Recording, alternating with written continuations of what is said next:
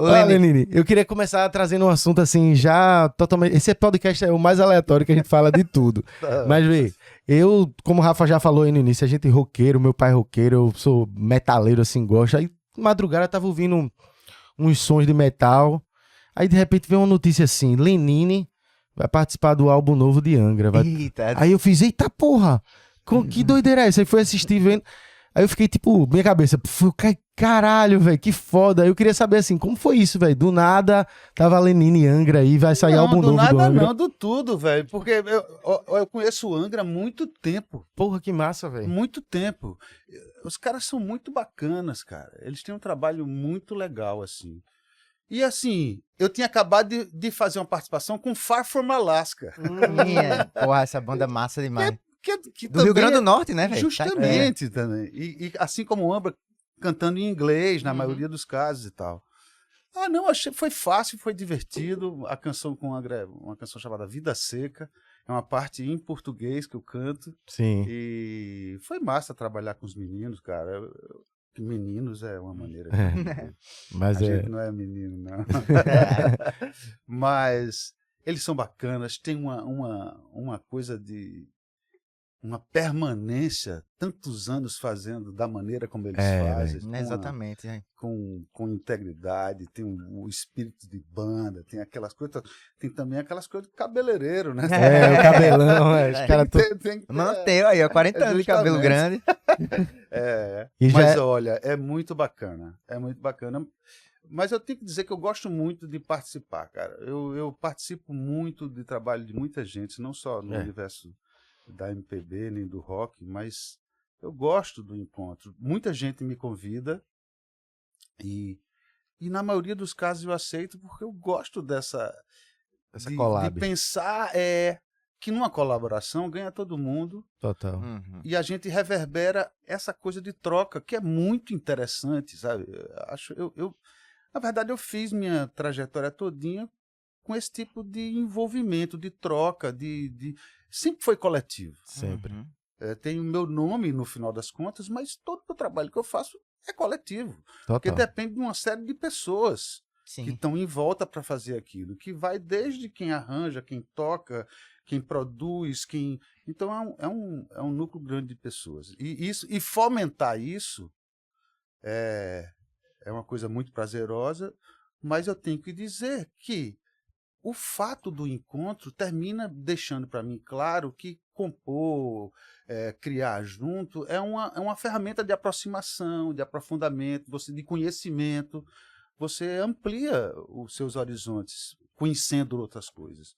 Eu faço isso sempre com Angra, foi muito bom. Porra, Angra, e já é a terceira formação do Angra.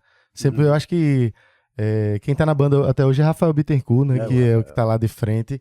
E assim, é incrível como a banda tá sempre se resgatando e se recuperando e lançando coisa nova e misturando. Mudando a sonoridade, deixando mais moderna. E é interessante como o metal brasileiro, como um todo, já faz essa mistura com a MPB e dá muito certo. O próprio Angra tem com Milton Nascimento. Sim. A gente tem o Noturno de Thiago Bianchi, que fez com...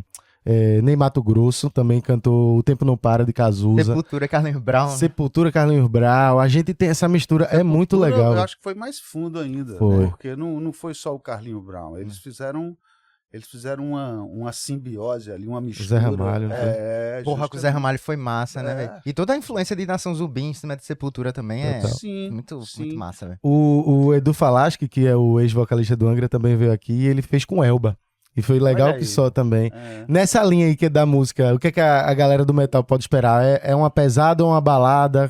Como é que... É meio...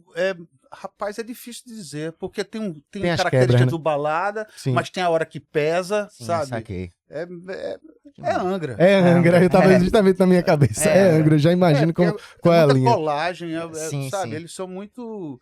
Uns Tem umas interlúdios, excelências, quer dizer, são suítes, cada música, acontecem muitas coisas, e tem a coisa dos riffs, né? Os riffs mais pesados. velho. Ô, Lenine, eu queria aproveitar, já que a gente tá falando de rock, eu queria entender, tu falasse das tuas influências, Led Zeppelin, tudo, conta um pouquinho mais sobre isso, esse teu começo, assim, o Lenine roqueiro do começo, como foi que começou a ouvir outras coisas também, influenciar na tua composição.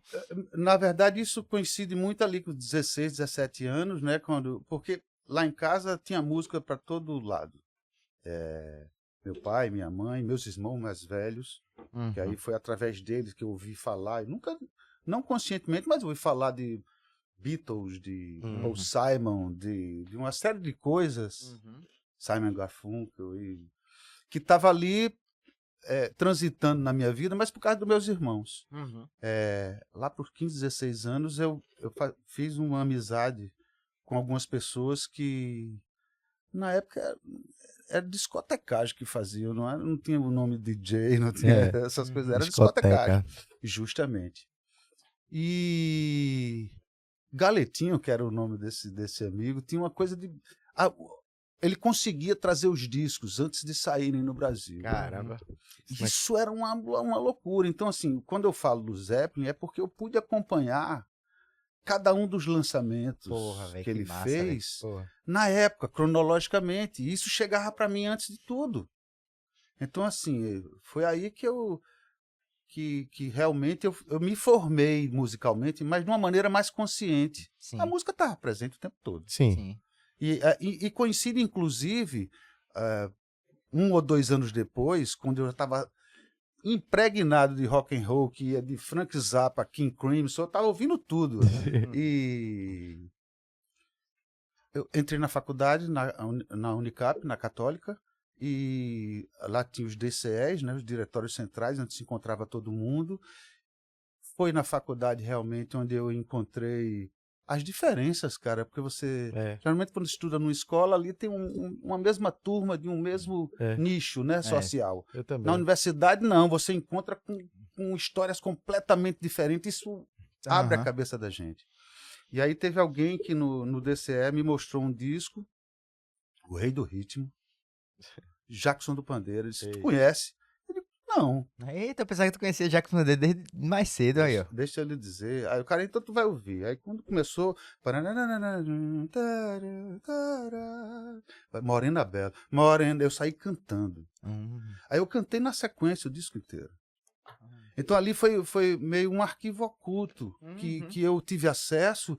Aí disse, caralho, meu pai, as audições e tudo. E corri para casa. Então eu corri para casa e redescobri um baú de coisas que eu já conhecia, mas de uma maneira inconsciente.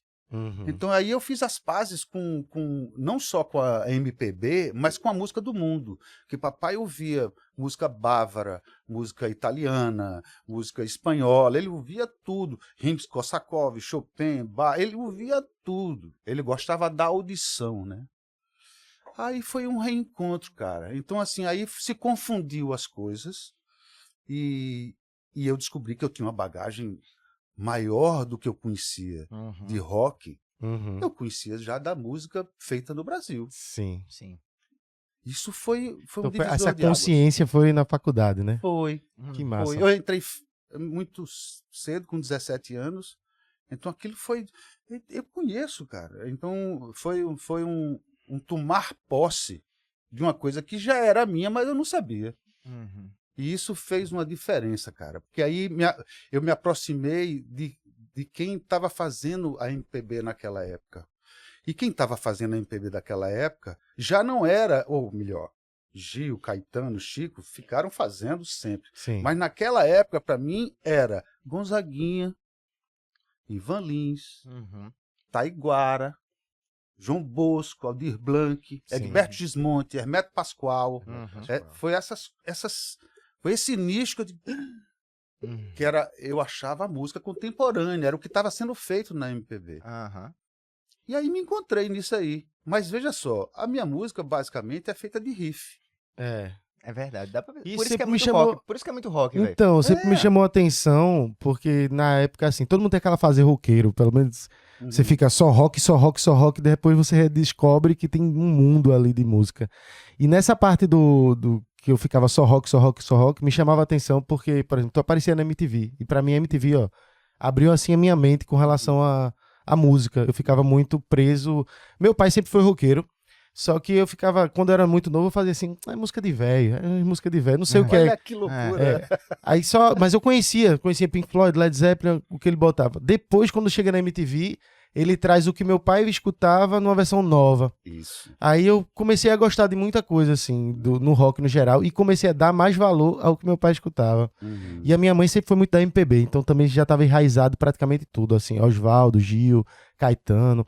Aí eu ficava nessa mescla, e quando eu te escutei, eu fazia assim, caramba, velho, isso porque tem uma levada, tipo assim, é viola, mas é uma viola meio rifada, rifada, meio pô. rock, E até percussida, palhetada, né? suja, É. velho. Suja. percussiva. Justamente essa ideia. A ideia do riff é quase 70% do que eu já fiz, parte de um riff, de uma Uhum. maneira de tocar e a repetição Total. daquilo. Porra, isso é rock. E Velho. Eu já vi É isso. Lenine falar num programa de televisão que ele falou assim, palavras do próprio Lenine. Ele falou, eu sou percussionista de violão. Ele disse. Mas é Mas- uma verdade. E isso ficou muito evidente desde o primeiro trabalho que fizemos, que teve uma exposição maior, que é o Olho de Peixe. Sim, Veja bem que quase 10 anos antes eu tinha feito um disco com Lula Queiroga, Sim. sim. o Baque Solto, que era, na época a gente falava que era disco espinha na bunda, só você sabe que tem. Não dá pra mostrar pra ninguém. E aí, quase 10 anos depois, a gente produziu, na verdade, isso é bacana de falar, que o Olho de Peixe só surgiu porque eu, Suzano e Denilson Campos produzimos aquilo. Sim. Então, isso foi um marco na vida da gente. E ficou evidente isso. Uhum. Que, por um lado, Suzano era um cara que harmonizava com a percussão, Uhum. Uhum. porque tinha tonalidade o que ele fazia. Ele afinava os instrumentos, as peles e tudo, para ficar tudo na tonalidade. E eu percutia o violão, que é um instrumento harmônico. Uhum. Então aquilo ficou muito, muito evidente. Aliás, esse ano a gente está fazendo 30 anos do disco. Diga aí. E comemoramos bastante e acabou de sair o vinil do disco, foi remasterizado. Que massa. E isso também me obrigou a ouvir, né? É. E foi muito bom ouvir, rapaz, depois de todo esse tempo. Revisitar, né? Cara, ver que a voz era gasguita pra que eu mudei a voz ao longo do tempo, mas o disco tá lá e é impregnado da minha maneira, que passou a ser reconhecida pelos outros, né? Total. A maneira de tocar.